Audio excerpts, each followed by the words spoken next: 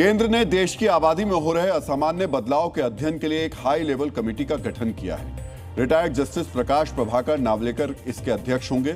ये कमेटी अवैध घुसपैठ और दूसरे असामान्य कारणों से भारत में हो रहे जनसंख्या में बदलाव का आकलन करेगी। साथ ही धार्मिक और सामाजिक समुदायों के स्तर पर असामान्य बदलाव के पैटर्न की स्टडी करके समाधान भी पेश करेगी। कमेटी में जनगणना आयुक्त के साथ पूर्व आईएएस दुर्गा शंकर मिश्रा, पूर्व आईपीएस बालाजी श्रीवास्तव और अर्थशास्त्री डॉक्टर शमिका रवि को बतौर सदस्य शामिल किया गया है।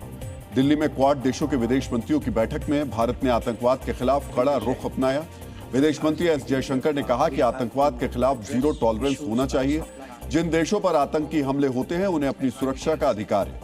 बैठक में क्वाड देशों ने समुद्र से जुड़ी जानकारी साझा करने और निगरानी बढ़ाने पर सहमति जताई। साथ ही क्रिटिकल मिनरल्स के लिए एक साझा फ्रेमवर्क तैयार किया और इंडो पैसिफिक में ऊर्जा सप्लाई को सुरक्षित रखने के लिए नई पहल की।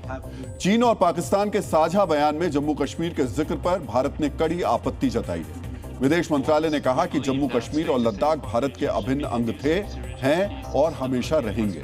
इस पर किसी और देश को बोलने का कोई हक नहीं है। भारत ने सीपेक प्रोजेक्ट्स और चीन पाकिस्तान के बीच पानी के समझौते पर भी सख्त आपत्ति जताई है। विदेश मंत्रालय ने साफ कर दिया कि चीन और पाकिस्तान की कोई साझा सीमा नहीं है, इसलिए भारत 1963 के सीमा समझौते को कभी मान्यता नहीं देता।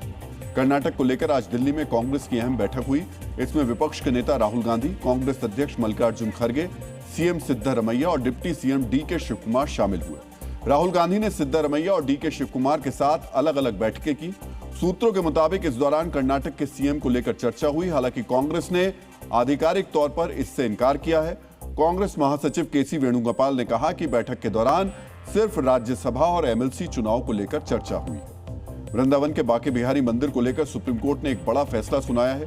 कोर्ट ने मंदिर की व्यवस्थाओं को और बेहतर बनाने के लिए मंदिर कमेटी में गोस्वामियों के सुझाव को शामिल करने की मंजूरी दे दी है। इसके तहत पूजा पद्धति और मंदिर की टाइमिंग जैसे जरूरी कामों पर उनकी राय को शामिल किया जाएगा। साथ ही अदालत ने यूपी सरकार से कहा कि श्रद्धालुओं की सुविधा के लिए सड़कों को चौड़ा करने और पूरे इलाके का डेवलपमेंट प्लान तैयार करने पर तुरंत काम शुरू करें।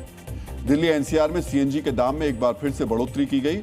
इस बार सीएनजी का दाम 2 रुपए प्रति किलो बढ़ाया गया है। पिछले 2 हफ्ते के भीतर यह चौथी बड़ी बढ़ोतरी है।